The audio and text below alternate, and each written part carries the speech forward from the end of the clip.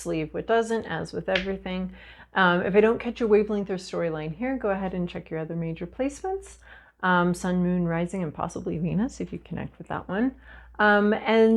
But I'm doing things a little differently this week. We're doing a traditional tarot spread with a traditional tarot deck. And then if that resonates with you, you can come over onto my new Vimeo, and we'll do the rest of the cards and the rest of the spread over there. So yeah, that's the deal. Let's get going. We've already shuffled. I'm cutting the deck now. And then taking from the bottom here. Capricorn.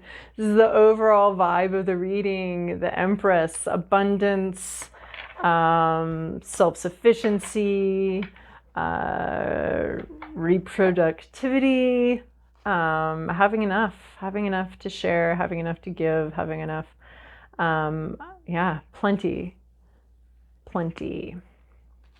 All right, here's your past, your present, your inner landscape, what's at issue, your environment, to-do list, and possible outcome.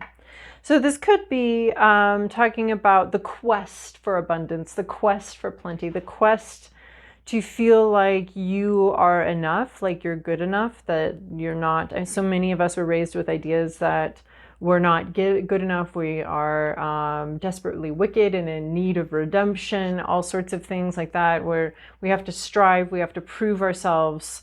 We can't just do what we want as is. We're not adequate as is, and that would lead to laziness and horrible, horrible outcomes if we just were truly in touch with who we actually are instead of trying to conform.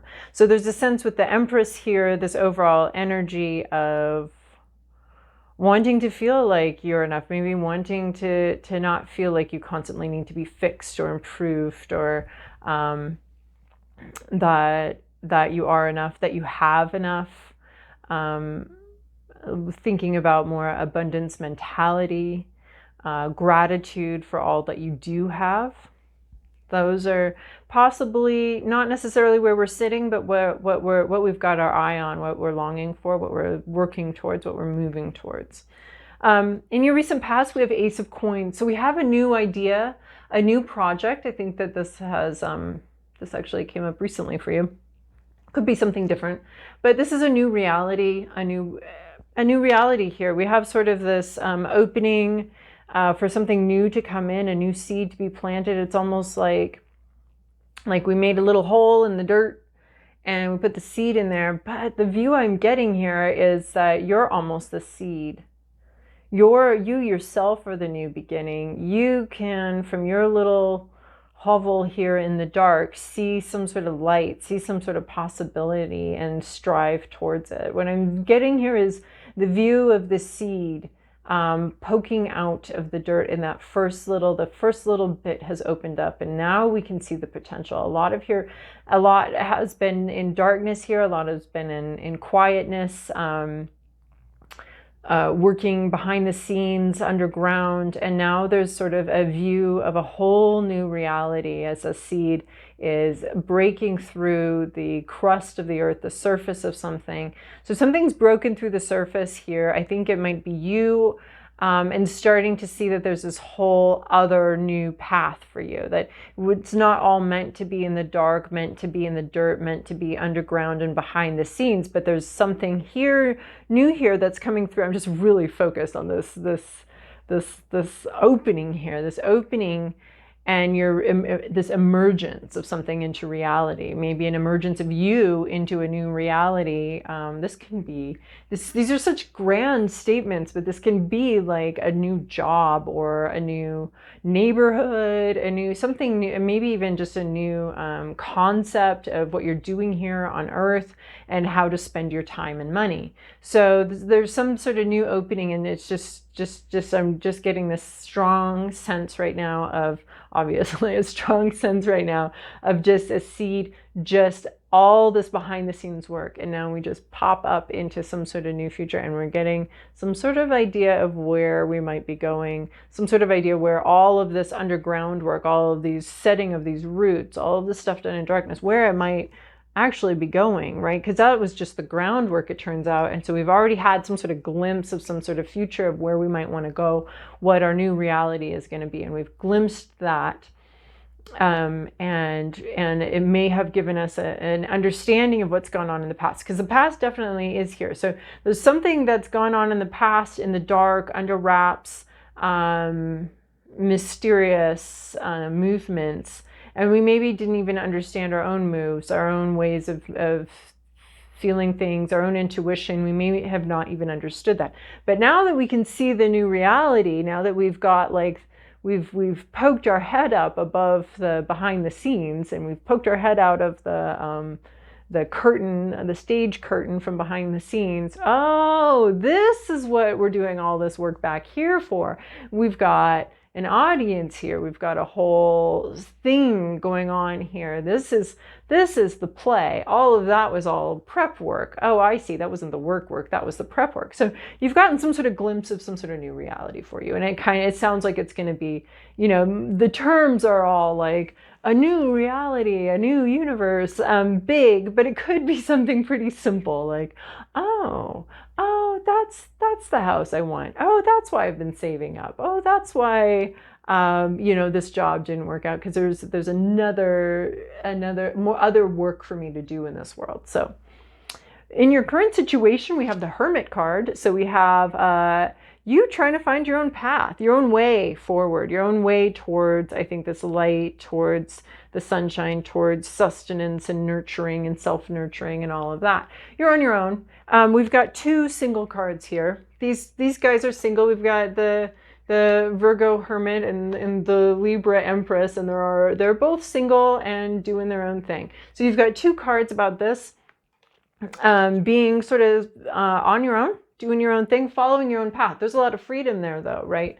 There's a lot to be said for community, and there's a lot to be said for moving solo. So you're moving solo right now. This allows you to follow your own intuition. I love to travel, and I love to travel solo, because it allows me to follow my own intuition. I don't have to negotiate every turn, every corner, every activity with other people. I can just follow it myself. I like traveling with other people sometimes too, but this is one of my favorites, is traveling alone. So right now you're kind of traveling alone. This allows you to listen to your own intuition, to grow in the way that you want to grow, in the way that makes most sense to you.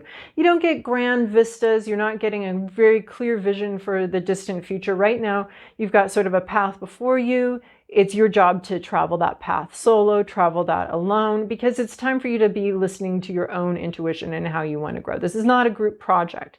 This thing that you've glimpsed, this new reality that you've glimpsed, it's not really a group project. Maybe there will be some group activity, like eventually there will be flowering and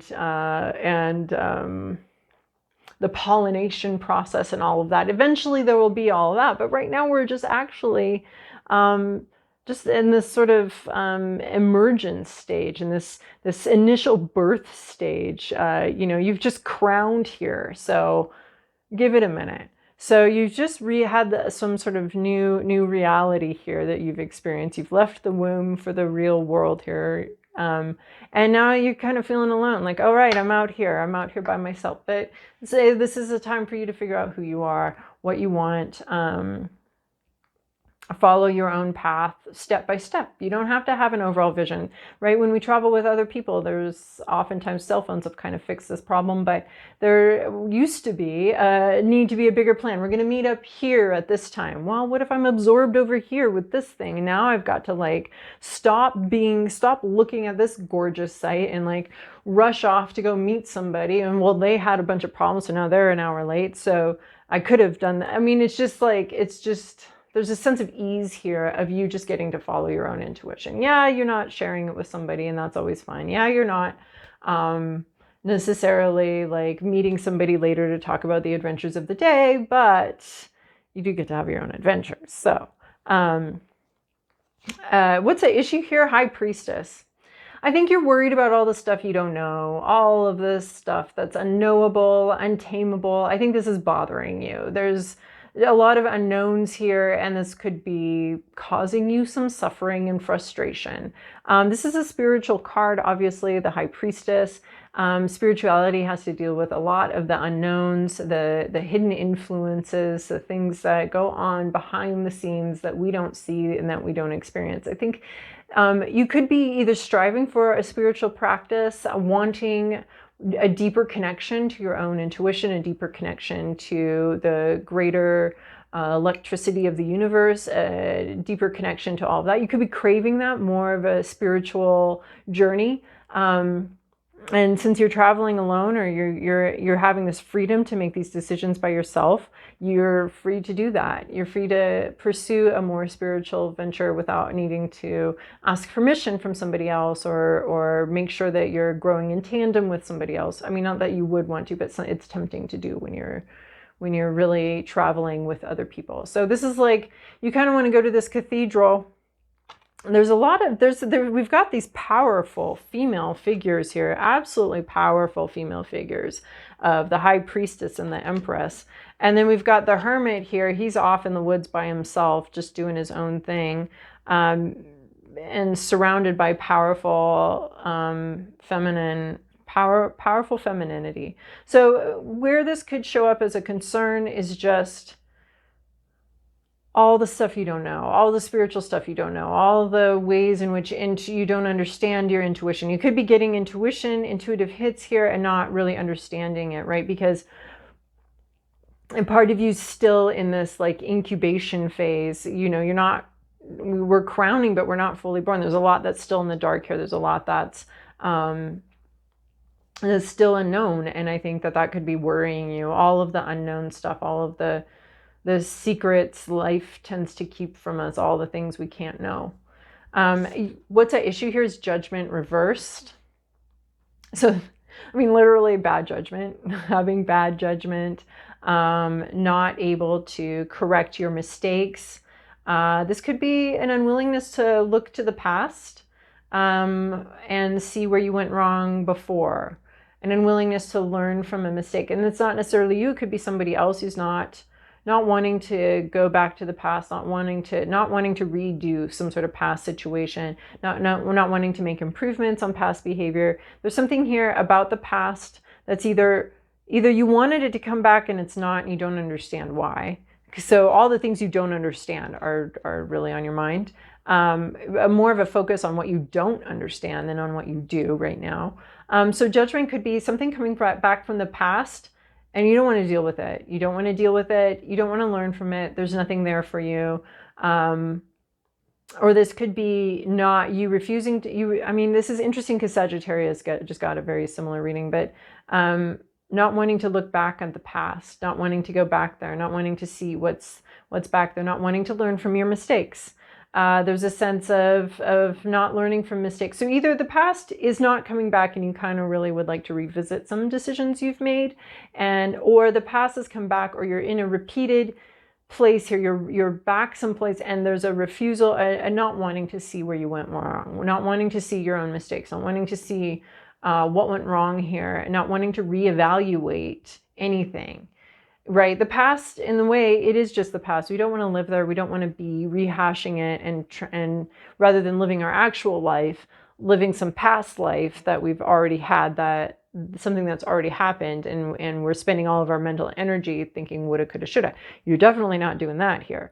But there is a sense where, or you could be woulda, shoulda, coulda-ing, because judgment is the past coming back. We learn, we reassess, we reevaluate, we learn, right? The past is very rich. It's this rich earth could be this rich earth that you've emerged from, of nutrients and stuff that's meant for you to grow. It's all these things, right? The earth is just the past. It's all that past stuff. It's all things that used to be growing, things that used to be alive, things that used to exist. But now it's all broken down into these bits. But that's for our current life to be able to grab the nutrients from those bits. So the seed that is emerging is not actually getting nutrients from the past at all. Is supposed to be, there's a certain part of it that takes place in the past. But this is in a way of like not being grounded in that, not being grounded in the past lessons. Like there's a lot, all of our rich material for learning and growth, it's back there. So the seed doesn't stay in the dirt and just grow in the dirt and get ingrown. That's called like that seed dies, that whole plant dies. Like, and you find that with gardening and stuff like that. Like this, there's a seed that you planted and somehow it couldn't find the light, it couldn't crown, it couldn't make it, just stayed in the dirt. And then because there comes a time in every plant's life when they need sunshine. And so this is, so they don't move on from that. So that could be a little bit of what's going on, is that you've glimpsed the light, you've glimpsed a new reality, but instead you're turning back around, you're becoming ingrown, you're staying in the dark, in the dirt. And instead of, rather than using that past as the nutrients with which to grow and rise up to the sun, you're staying there and stagnating there. Could also be another situation here is that you're like, well, no, I'm hydroponic. I don't need dirt. I don't need the past. I don't need anything like this. And certainly with a lot of technological assistance, we can do that, but that's not the way of nature. The way of nature is to use that past as a place to grow from, as nutrients to grow up from. Into the present, and to adapt to the present and learn and grow. So there could also be a sense where this past, you're just like, I don't need it. I don't need to look at it. I don't need to go back there. And that's for some people, not me. I tend the other direction. For some people, that's really natural and just like, oh no, we don't go in the past because, you know, and then we can say, oh, the past is some icky thing. We flush the past. We are done with the past. We don't want to get dirty from the past. But in fact, the past isn't dirty. It's nutrients. So current situation, 9 of Cups, somebody's successful. It might not be you. They're proud of what they've done. They're proud of what they've accomplished. They're very happy and they're accomplished. It might not be you. It could be something going on around you. It could be a former project that you were part of that has succeeded. There's something in your environment, though, that is very successful and that is really happy with their success. Happy, kind of want to show it off, right? We're happy. We want to show it off. We're sad. We want to write in our journal. We're happy. We want everybody to know we're happy. Laugh and the world laughs with you. That's a kind of a destructive quote. I'm not going to finish it. But it is the tendency. It's like when we're happy and we've accomplished something, we want everybody to say it. This could be creating some jealousy in you. Jealousy is again, not dirt, but rather nutrients. It's very important to pay attention to our jealousy. It tells us where we want to go. It tells us a lot about ourselves. Not that it's not there to say, and you're a bad person. It's there to say like, they just bought a house and you're jealous. So does that mean you want to buy a house? Or what about that situation do you want? Do you feel like you deserve? Do you feel like you would, like, that should be for you? What part of that situation? And then it can be a very strong compass, a very good compass. So using somebody else's success, somebody else's happiness as a bit of a compass for your own self and for giving you a sense of direction and where you want to go.